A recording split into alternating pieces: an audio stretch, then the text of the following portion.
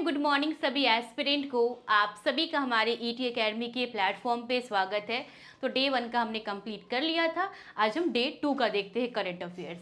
तो देखिएगा डे 2 में कौन कौन से टॉपिक हमने लिए हैं। तो 10 टॉपिक है जो कि काफ़ी इंपॉर्टेंट है। आपको पढ़ने के बाद खुद रियलाइज़ हो जाएगा कि आपके लिए कितना ज़्यादा इम्पॉर्टेंट है। मैं अगर बिजी शेड्यूल में से टाइम निकाल रही हूँ तो समझ जाइए कि कितना इम्पॉर्टेंट टॉपिक है आप सभी के लिए ये चीज़। तो इसको ध्यान से देखिए, ध्यान से पढ़िए, आपके लिए बहुत ही ज़्यादा इम्पॉर्टेंट है ये। तो पहला टॉपिक आपको दिख रहा होगा। पहला टॉपिक क्या है कि 75वां गणतंत्र दिवस समारोह। दूसरा हम देखेंगे भारत का प्रथम ग्राफीन केंद्र का टॉपिक के बारे में। तीसरा हिम तेंदुआ। चौथा शास्त्रीय भाषा। पांचवा स्टैचू ऑफ सोशल जस्टिस। छठा टॉपिक है प्रसादम, भारत के पहले पूर्ण बालिका सैनिक। एक टॉपिक है। अगला टॉपिक है भारत का पहला साइबर सुरक्षा केंद्र। फ्रांसीसी राष्ट्रपति का भारत यात्रा। और अंतिम मुद्दा है आज की क्लास का स्टॉक मार्केट। इसके विषय में हम देखेंगे।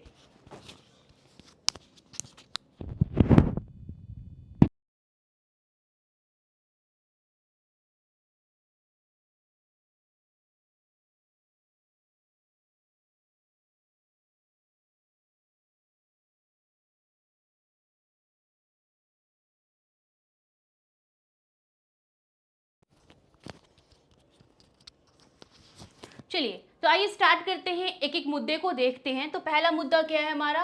पहला मुद्दा है 75वां गणतंत्र दिवस समारोह।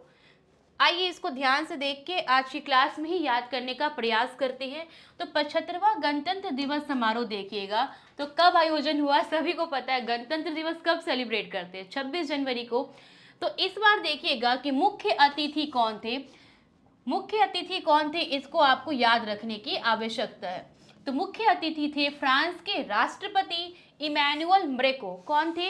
मेरे साथ आप रिपीट करोगे। इस बार गणतंत्र दिवस पे हमारे मुख्य अतिथि कौन थे? तो फ्रांस के जो राष्ट्रपति हैं जिनका नाम क्या है, इमैनुअल मैक्रो, ये क्या थे? हमारे 75वें गणतंत्र दिवस समारोह के मुख्य अतिथि के रूप में आमंत्रित हुए थे और आए भी थे।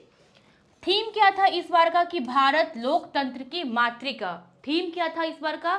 कि लोकतंत्र, भारत जो है वो क्या है, तो लोकतंत्र की मातृका है। अन्य तथ्य को आप देखो तो देखिए आपके लिए क्या इंपॉर्टेंट है, ये इंपॉर्टेंट है इसमें कि मुख्य अतिथि कौन थे। मैं आपको मार्क भी कर देती हूँ कि आपको ज्यादा किस पे फोकस करना है। इस समारोह का प्रारंभ जो है प्रथम बार 100 महिला कलाकार द्वारा भारतीय संगीत, वाद्य यंत्र जैसे शंख, नाद स्वरम, नगारा आदि बजाते हुए किया गया। मतलब कि आप देखो कि जैसे ही ये गणतंत्र दिवस का स्टार्ट हुआ था, ठीक है, मतलब इस बार जो मनाया हमने, तो उसमें जो स्टार्ट हुआ ना, तो पहली बार 100 महिला कलाकार जो है, जो हमारा भारतीय संगीत है, वाद्य यंत्र, ठीक है, देखिए इसको प्रमोट किया जा रहा है। जैसे शंख हो गया, नाद स्वरम हो गया, नगारा हो गया, ये बजाते हुए इसका स्टार्ट किया गया।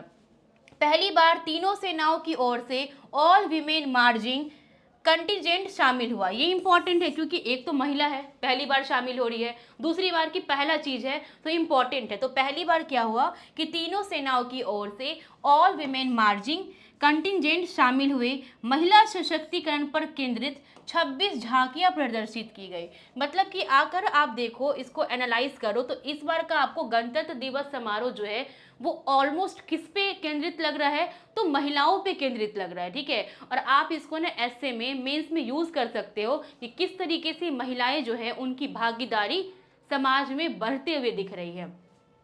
राष्ट्र निर्माण पहले भी, अब भी और आगे भी और हमेशा थीम पर झांकी जो था मुख्य आकर्षण रही। मतलब ये जो 75वां गणतंत्र दिवस समारोह हुआ, अगर आप इसमें देखो तो कौन सी झांकी जो था वो मुख्य आकर्षक था। तो नाम से स्पष्ट हो रहा है कि पहले भी राष्ट्र निर्माण जो है वो पहले भी, अब भी और आगे भी और हमेशा रहेगा। ये जो झांकी थी ये मुख्य आकर्षक रहा। 16 राज्य व केंद्र शासित प्रदेशों की झांकियां प्रदर्शित की गई। प्रथम बार सभी महिलाओं की त्रिसेवा टुकड़ी ने कर्तव्य पथ पर मार्च किया और इसका नेतृत्व किसने किया, तो सैन्य पुलिस संध्या ने। बहुत इंपॉर्टेंट, आप देख रहे हो किस तरीके से महिलाओं की भागीदारी हर क्षेत्र में बढ़ रही है। और इस बार तो महिलाओं ने इस चीज को प्रदर्शित भी किया कि कर्तव्य पथ पर तीनों सेनाओं की महिलाओं ने किया तो मार्च किया, और इसका नेतृत्व कौन कर रही थी? तो सैन्य पुलिस संध्या जो है वो इसका नेतृत्व कर रहे थे। प्रथम बार लगभग 1500 किसान तथा उनके जीवन साथी विशेष अतिथि के रूप में आमंत्रित हुए। इस बार का हमारा जो 75वां गणतंत्र दिवस था वो किसानों के लिए भी क्या था, मतलब किसानों को भी वहां पे क्या किया गया, रिप्रेजेंट किया गया। पराक्रम दिवस समारोह, पराक्रम दिवस समारोह आप जानते हो कब मनाया जाता है? 23 जनवरी को, सुभाष चंद्र बोस जी की जयंती के अवसर पे। 2024 के अवसर पर प्रधानमंत्री मोदी जी के द्वारा भारत पर्व का आरंभ किया गया। अब देखिए एक इंपॉर्टेंट फैक्ट आपको यहाँ से ये मिला कि जो पराक्रम दिवस है उस अवसर पर हमारे जो माननीय प्रधानमंत्री जी हैं उनके द्वारा किस चीज का शुभारंभ किया गया? तो भारत पर्व का। भारत पर्व की शुरुआत कब की गई? फिर से रिपीट करते हैं इसे। तो कब शुरुआत किया गया इसे? तो 23 जनवरी 2024 को। कौन सा ओकेजन है उस दिन? तो पराक्रम दिवस है। संस्कृति मंत्रालय की झांकी को प्रथम पुरस्कार मिला। तो 75वें गणतंत्र दिवस समारोह में किस झांकी को प्रथम पुरस्कार मिला? किस मंत्रालय को? तो संस्कृति मंत्रालय को प्रथम पुरस्कार दिया गया। संदेश क्या दिया उसने? कि भारत है लोकतंत्र की जननी। क्या है? तो भारत जो है वो लोकतंत्र की जननी है। तो एक टॉपिक हमने कंप्लीट कर लिया। अब देखिए दूसरा टॉपिक हमारा क्या है कि भारत का प्रथम ग्राफीन केंद्र। आइए देखते हैं कि भारत का प्रथम जो ग्राफीन केंद्र है उसके विषय में। तो इसके विषय में आप देखोगे तो इसे जो है, जो हमारा भारत का प्रथम ग्राफीन केंद्र है, इसका शुभारंभ कब किया गया? 17 जनवरी 2024 को। और कहाँ पे इसको स्थापित किया गया? तो कोची। कोची किस स्टेट में है? तो केरल में है। भारत का जो प्रथम ग्राफीन केंद्र है ना, उसका शुभारंभ कब किया गया? 17 जनवरी 2024 को। कहाँ पर किया गया? तो कोची, केरल में। मैं रिपीट इसलिए करती हूँ ताकि आपके दिमाग में वो चीज़ बैठ जाए। ठीक है, मैं यहाँ पे 2-3 बार रिपीट कर रही हूँ, फिर आप तो एक बार खुद से पढ़ेंगे ही, तो वो क्या होगा, मल्टीपल रिवीजन हो जाएगा आपका। मंत्रालय कौन सा मंत्रालय है जिसके द्वारा इसको प्रारंभ किया गया? इलेक्ट्रॉनिक्स और सूचना प्रौद्योगिकी मंत्रालय। किसके द्वारा? इलेक्ट्रॉनिक्स और सूचना प्रौद्योगिकी मंत्रालय के द्वारा इसको स्टार्ट किया गया। उद्देश्य क्या है? तो ग्राफीन और 2D सामग्री प्रणालियों के क्षेत्र में अनुसंधान एवं विकास। आप लोग को पता है कि अगर हमारा इंडिया जो है जितना खर्च करेगा रिसर्च एंड डेवलपमेंट में, उतना ज़्यादा हम क्या कर सकते हैं, चीज़ों को जान सकते हैं और विकास से, अब तो लगभग हम विकसित भारत की ओर बढ़ ही रहे हैं, उस रास्ते में और पहुंचना आसान हो सकता है। R&D पे खर्च जो है वो बहुत मैटर करता है। उत्पाद, नवाचार और क्षमता निर्माण को बढ़ावा देना किस चीज़ का उद्देश्य है? जो भारत में प्रथम ग्राफीन केंद्र को स्थापित किया गया ना कोची में, उसका ये उद्देश्य है। एक चीज़ नोट कीजिएगा कि इंटरनेट ऑफ थिंग्स का उत्कृष्टता केंद्र कोची में प्रारंभ किया गया। ये भी याद रख लीजिएगा कि इंटेलिजेंट ऑफ थिंग्स का उत्कृष्टता केंद्र कहाँ स्थापित किया गया? तो कोची में किया गया। 2 टॉपिक हमने कंप्लीट कर लिए। अब आते हैं हम तीसरे टॉपिक पे। तीसरा टॉपिक है हिम तेंदुआ। भारत में अगर हिम तेंदुओं की संख्या को आप देखो तो कितना है? 718 है।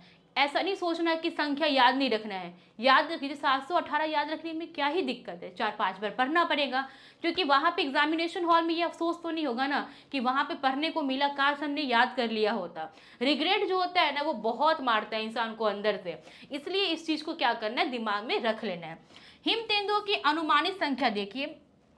अब देखिए क्वेश्चन आपसे कैसे पूछेंगे कि भारत में किस राज्य या केंद्र शासित प्रदेश में हिम तेंदुओं की संख्या सर्वाधिक है? तो कौन सा है वो? तो ये केंद्र शासित प्रदेश लद्दाख जो है वहाँ पे हिम तेंदुओं की संख्या सर्वाधिक है। अब आप सोचिएगा कि अगर आप लोगों ने टेस्ट सीरीज लगाए होंगे ना, टेस्ट सीरीज आपको जो क्विक रिवीजन सीरीज में दिया गया दृष्टि IAS का, अगर आपने उसी को लगाया होगा तो आपको पता चला होगा कि इस टाइप के क्वेश्चन उसमें पूछ रखे थे कि किस राज्य या केंद्र शासित प्रदेश में हिम तेंदुओं की संख्या ज़्यादा है। तो सबसे पहले लद्दाख है, उसके बाद उत्तराखंड में है। कहाँ पे है? उत्तराखंड, और देन हिमाचल प्रदेश। इसको याद रखेगा, सबसे ज़्यादा हिम तेंदुओं की संख्या लद्दाख, देन उत्तराखंड, देन हिमाचल प्रदेश।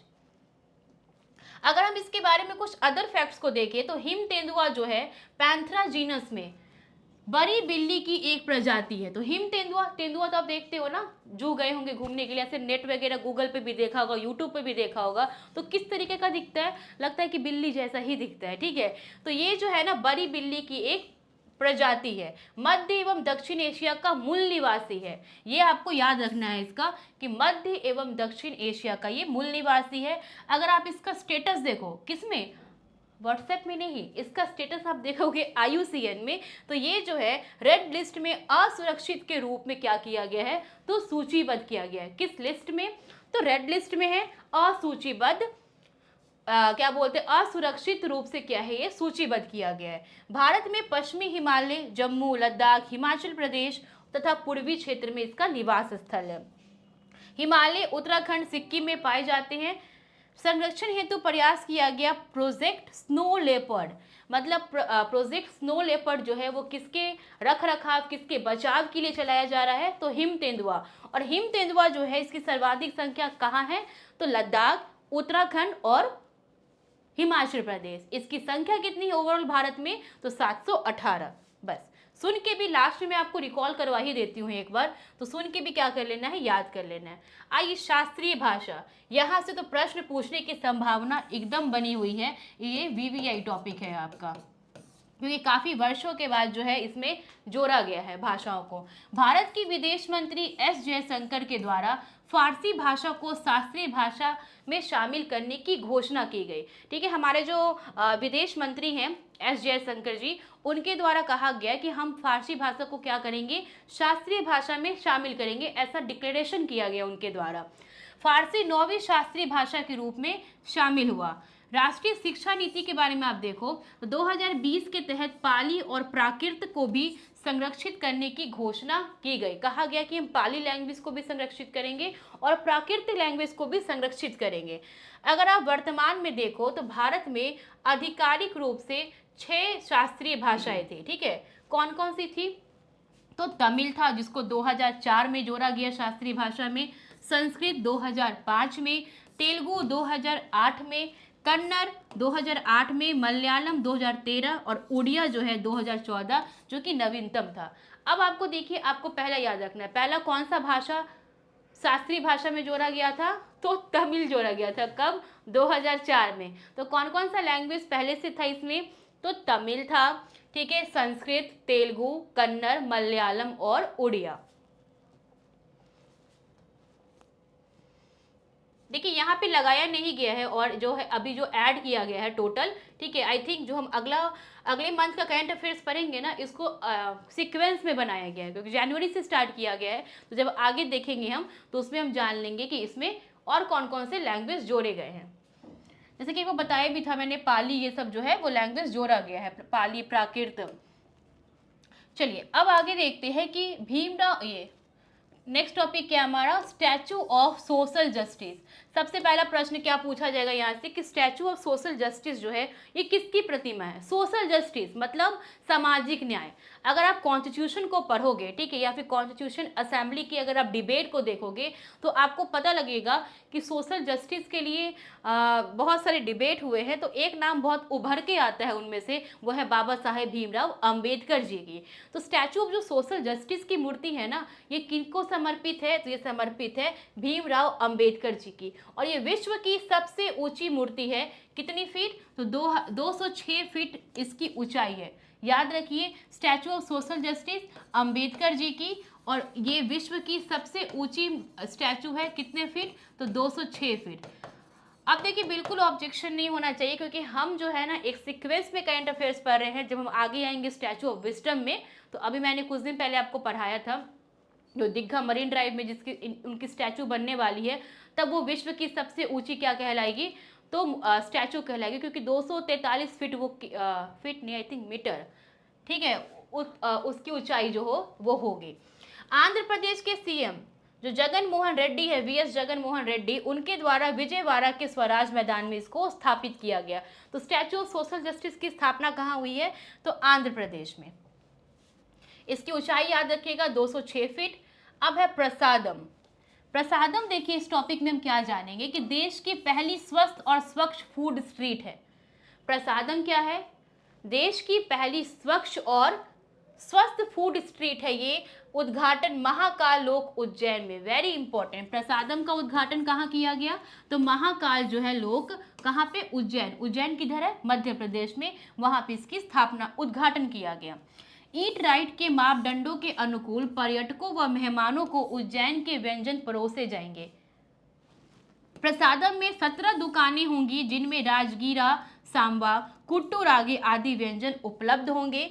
इस परिसर में जंक फूड व प्लास्टिक प्रतिबंधित होगा। अब आप देखो कैसे आप कनेक्ट कर सकते हो। देखिए आप अभी देखिए, प्लास्टिक पॉल्यूशन को कम करने के लिए, प्लास्टिक का यूज़ कम करने के लिए बहुत सारे जो है प्रयास किए जा रहे हैं। तो इस प्रयास को लिखने के लिए, मतलब इस प्रयास के लिए बारे में अगर आपसे पूछा जाए कि आपकी तरफ से क्या प्रयास होगा या फिर आपकी नज़र में क्या क्या प्रयास किए जा रहे हैं 2030 तक जो सस्टेनेबल गोल को हमें कंप्लीट करना है, उसके 17 लक्ष्य को, तो इसमें कोई एक लक्ष्य पूछ दिया जाए आपसे कि इसको कम करने के लिए आप क्या उपाय कर सकते हैं, सरकार क्या उपाय कर रही है, तो आप बता सकते हो ना इसमें एक स्टेप। क्या बता सकते हो कि जो प्रसादम का उद्घाटन हुआ है महाकाल लोक उज्जैन में, उसमें क्या होगा ना, उसके परिसर में प्लास्टिक जो है, प्लास्टिक प्रतिबंधित होगा। तो ये भी एक क्या है, तो स्टेप है प्लास्टिक का यूज़ ना करने में। तो कुछ कुछ होता है ना कि बूंद बूंद से ही तालाब भरता है ना, मैं ये बात हमेशा कहती हूँ। आप ना हर एक चीज़ को बस आपको इम्प्लीमेंट करने आना चाहिए, और एक ब्यूरोक्रेट्स का ना यही स्पेशलिटी होता है कि अगर उसे इम्प्लीमेंटेशन अच्छे से आ गया ना, क्योंकि एट द एंड उसको इम्प्लीमेंट का ही काम करना है, तो एग्जामिनर आपको मेंस में ही देख लेते हैं कि आप में कितना इम्प्लीमेंट करने की कैपेसिटी है। तो इसलिए खुद को ना एकदम जब पढ़िए तो ब्रॉड माइंड होकर पढ़िए। मैं कहती हूँ कि सब कुछ करना चाहिए, इंसान को मस्ती भी करना चाहिए, सब कुछ भी करना चाहिए, लेकिन जब जो काम कर रहे हो ना उसको बहुत शिद्दत से करना चाहिए ताकि उसका आउटकम बहुत अच्छे से हो। प्रशिक्षण देखिए, भारतीय खाद्य सुरक्षा और मानक प्राधिकरण के द्वारा प्रशिक्षण दिया गया इसे, मतलब फसाई के द्वारा इसे प्रशिक्षण दिया गया। आइए 7वें टॉपिक की तरफ चलते हैं। भारत के पहले पूर्ण बालिका सैनिक स्कूल का उद्घाटन कहाँ किया गया? तो मथुरा जिले के वृंदावन में। आप समझो ये भारत का पहला क्या है, तो पूर्ण बालिका सैनिक स्कूल है, मतलब इसमें कोई भी लड़का नहीं होगा, पूर्ण रूप से ये सैनिक बालिका स्कूल है जिसका उद्घाटन मथुरा के वृंदावन में किया गया, मतलब यूपी में किया गया। उद्घाटन तिथि 1 जनवरी 2024 को। बालिका सैनिक स्कूल का नाम क्या रहेगा? नाम आपको रट लेना है, संविंद गुरुकुलम गर्ल्स सैनिक स्कूल। क्या नाम है? संविंद गुरुकुलम गर्ल्स सैनिक स्कूल। स्कूल की क्षमता लगभग 870 छात्रों की, नॉट इम्पॉर्टेंट है। यह स्कूल संबंध होगा किससे? केंद्रीय माध्यमिक शिक्षा बोर्ड से। ये आपके लिए इम्पॉर्टेंट है कि यह संबंध किससे होगा? सीबीएसई से होगा। तो आपको इसमें क्या क्या पॉइंट याद रखना है, कहाँ इसका उद्घाटन हुआ है, ठीक है, और इसका संबंध किससे है इस स्कूल का, और तीसरा क्या रखना है, इसका नाम क्या है। ये तीनों पॉइंट आपको अपने दिमाग में डाल लेने हैं। अगली न्यूज़ है कि भारत का पहला साइबर सुरक्षा केंद्र। अभी बढ़ते दो इतने सारे स्कैम हो रहे हैं, बहुत सारा साइबर स्कैम देखते होंगे, तो इस चीज़ के लिए ये सब चीज़ का होना बहुत ही आवश्यक है। उद्घाटन तिथि 22 दिसंबर 2023। किसने उद्घाटन किया? तो हमारे जो केंद्रीय गृह और सहकारिता मंत्री हैं अमित शाह जी, उनके द्वारा भारत का पहला साइबर सुरक्षा केंद्र को स्थापित किया गया, मतलब उद्घाटन किया गया। कहाँ पे किया गया? चंडीगढ़ में। याद रखिएगा, चंडीगढ़ में भारत का पहला साइबर सुरक्षा केंद्र को स्थापित किया जा रहा है। थोड़ी देर पहले हमने देखा था भारत का पहला ग्राफीन केंद्र कहाँ पे? तो कोची, केरल में। वायुसेना हेरिटेज सेंटर कैंपस में इसकी स्थापना की जा रही है। इस केंद्र को सेंट कोप्स के नाम से भी जाना जाएगा। अब ये इंपॉर्टेंट है कि जो भारत का पहला साइबर सुरक्षा केंद्र स्थापित किया गया कहाँ पे? चंडीगढ़ में, उसको अन्य किस और नाम से जाना जाएगा? तो सेंट कॉप्स के नाम से जाना जाएगा। संचालन के पहले 3 वर्षों के दौरान डीआरपीओ इसका क्या था? प्रबंधन करेगा। जब इसका संचालन होगा ना तो इसका पहले 3 वर्षों तक कौन इसका संचालन करेगा? तो डीआरपीओ। चेहरे की पहचान डेटा विश्लेषण करेगा। इस साइबर सुरक्षा केंद्र की कैरेक्टरिस्टिक्स है कि चेहरे की पहचान करेगा और विश्लेषण करेगा कि अच्छा चलो सही है ना, यही इसी इंसान का है ना ये चीज़। दूसरा, पूर्वानुमानित पुलिसिंग करेगा, साक्ष्य एकत्रीकरण, मतलब डेटा को भी कलेक्ट करेगा। आइए अगले न्यूज़ की तरफ चलते हैं। अगला न्यूज़ है कि फ्रांसीसी राष्ट्रपति की भारत यात्रा।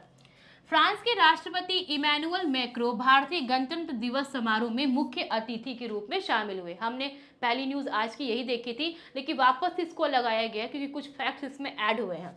रक्षा अंतरिक्ष न्यू स्पेस इंडिया लिमिटेड एवं आर्यन स्पेस के बीच उपग्रह प्रक्षेपण के लिए समझौता हुआ दोनों के बीच।